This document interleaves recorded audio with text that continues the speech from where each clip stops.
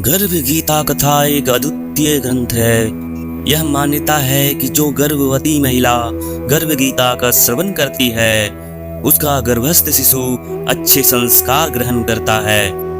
जन्म लेने के बाद वह आदर्श जीवन व्यतीत करता है। इस कथा को पढ़ने या सुनने मात्र से यह अजन्मे बच्चे के साथ आध्यात्मिक स्तर पर जुड़ने में मदद करता है। गर्भ गीता कथा, जिसे भगवान कृष्ण और अर्जुन के बीच की बातचीत माना जाता है, इस गीता में श्री कृष्ण अपने प्रिय भक्त अर्जुन के प्रश्नों के उत्तर देते हैं। गर्भ गीता में भगवान श्री कृष्ण अर्जुन को कर्म से बने जन्मों की व्याख्या करते हैं। वे बताते हैं कि किस प्रकार कौन से कर्म करने से आत्मा किन जन्मों को पाती है। गर्भ गीता पाठ।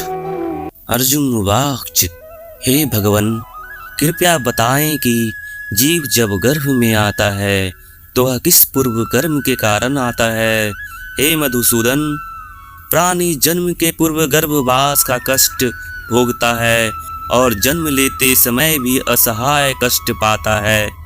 इसके उपरांत वह संसार में रहकर रोग पीड़ा भोगता है। उसे बुढ़ापा आता है, प्राणी की मृत्यु भी होती है। अस्तु प्रभु जी, कृपया यह बताएं कि वे कौन से कर्म हैं जो प्राणी को जन्म मरण से रहित बनाते हैं। श्री भगवान उवाच, हे अर्जुन, जन्म मरण का बंधन उन प्राणियों की नियति है जो संसार में लिप्त रहते हैं। ऐसे प्राणी संसार में अनुरक्त रहते हैं, अर्थात संसार के नश्वर पदार्थों से ही प्रेम करते हैं। वे सांसारिक वस्तुओं की कामना करते हैं। प्राणी संसार की माया पाने की चेष्टा तो करता है, परंतु मेरी भक्ति पर ध्यान नहीं देता। इसके कारण वह बारंबार और अनेक योनियों में जन्म पाकर जरा मरण का दुख उठाता है। अर्जुन वाच, हे जनार्दन, सांसारिक माया मोह से मुक्ति तो बहुत कठिन है। माया चित्त हर लेती है। मन काम क्रोध लोभ मोह और अहंकार रूपी विकार से घिरा मदमस्त हाथी है। तृष्णा रूपी शक्ति इसे प्रेरणा देती है। 5 विकारों में अहंकार प्रबल है, जो कि प्राणी को नरक में ले जाता है। हे ऋषिकेश, इस मदमस्त हाथी को कैसे वश में किया जाए? मन को भक्ति में लगाने हेतु क्या उपाय करना उचित है? श्री भगवान उवाच, हे धनंजय, जैसे मदमस्त हाथी को वश में करने के लिए अंकुश की आवश्यकता होती है, उसी प्रकार मन को वश में करने के लिए अभ्यास द्वारा ज्ञान प्राप्त करना आवश्यक होता है। भक्ति और ज्ञान बराबर अभ्यास करते रहने पर ही प्राप्त होते हैं। अर्जुन वाच, हे मधुसूदन, आपकी भक्ति के लिए कोई वनखंडों में जा रमते हैं और कोई वैरागी बनकर स्थान स्थान पर भ्रमण करते रहते हैं। हे प्रभु, कृपया बताएं कि आपकी भक्ति कैसे मिल सकती है। श्री भगवान उवाच, हे अर्जुन, मेरी खोज में वन वन भटकते सन्यासी अथवा स्थान स्थान पर जाने वाले वैरागी मुझे तब तक प्राप्त नहीं कर पाते जब तक उनके हृदय में मेरा निवास नहीं होता। वैराग्य का अहं तो मेरी भक्ति पाने में बाधा डालता है। जटा धारण करने अथवा भस्म लगा वैरागी बनने मात्र से जीव मेरी कृपा का पात्र नहीं बन जाता। अहंकारी को तो मेरा दर्शन सुलभ ही नहीं होता। मैं शुद्ध हृदय वाले सतत अभ्यासी ऐसे जीव को मिलता हूँ जो काम क्रोध मोह ममता और अहंकार से परे हैं। अर्जुन वाच, हे माधव, प्राणी पंच विकार जनित प्रवृत्ति के कारण लौकिक जीवन नष्ट कर लेता है।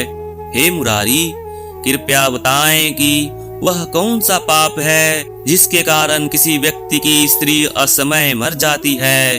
किन पापों के फलस्वरूप अल्पायु में पुत्र मर जाता है।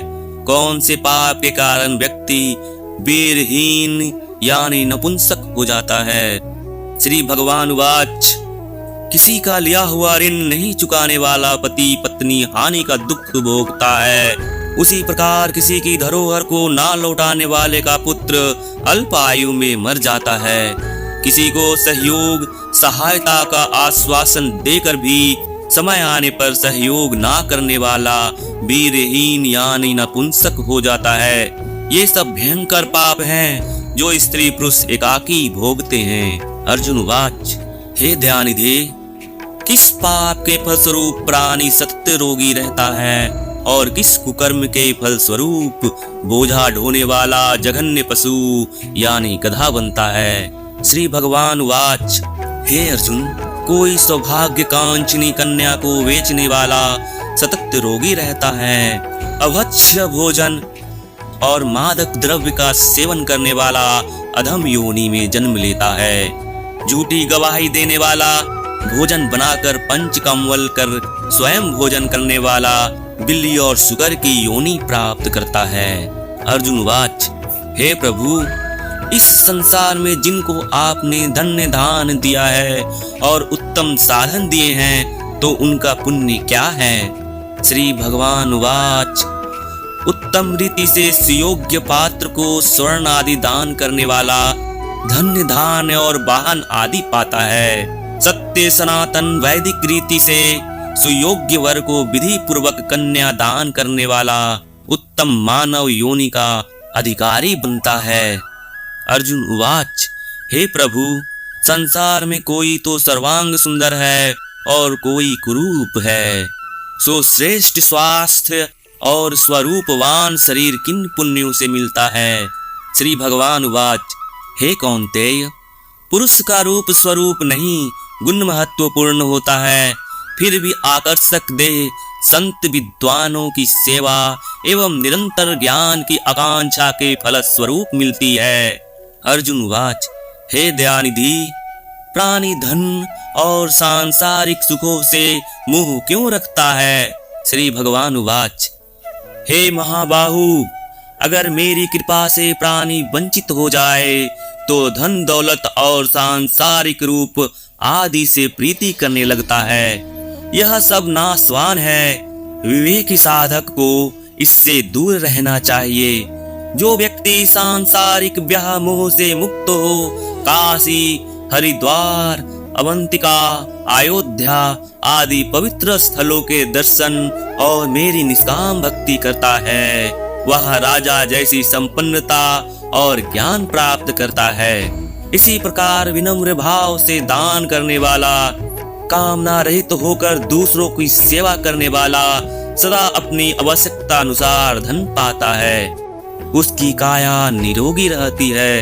अर्जुन वाच, हे प्रभु, प्राणी में रक्त विकार, खंड वायु, अंधा अथवा पंगुता का कारण क्या है, बताने की कृपा करें। श्री भगवान वाच, हे धनंजय, मेरी भक्ति से परे माया लिप्त नशे व्यसनों से रत रहने वाला क्रोधी, रक्त विकार, आलस्य में डूबे दरिद्री, शील संयम रहित खंड वायु जैसे रोग से ग्रस्त होते हैं। पतिव्रत धर्म का उल्लंघन करने वाली स्त्री और संयम रहित पति में पंगुता, ज्योतिहीनता आती है।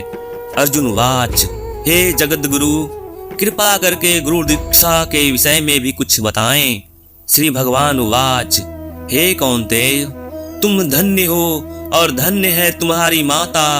तुम्हारा यह प्रश्न संसार के लिए कल्याणकारी है। हे पार्थ, संयमी और इंद्रियों को वश में करने वाला कोई सिद्ध पुरुष जो इस भक्ति और परोपकार में लगा हो, गुरु रूप में धारण करे। अपने गुरु के मार्गदर्शन में मेरी आराधना कर व्यक्ति गुरु कृपा से मेरी भक्ति पाता है।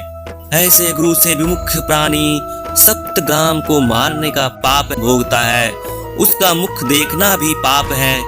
जैसे मदिरा भांड से सटा गंगा जल अशुद्ध हो जाता है, उसी प्रकार गुरुद्रोही गृहस्थ साधक की साधना निष्फल रहती है। ऐसा व्यक्ति कुकर, सुकर, गर्दभ, काक आदि योनियों को पाता है।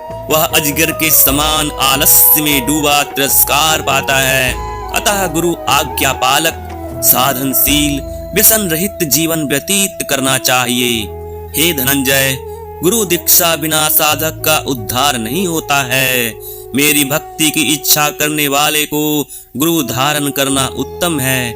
जैसे नदियों में गंगा, व्रतों में एकादशी और जीवों में मनुष्य तन श्रेष्ठ है, उसी प्रकार साधक की सिद्धियों में गुरु कृपा श्रेष्ठ है।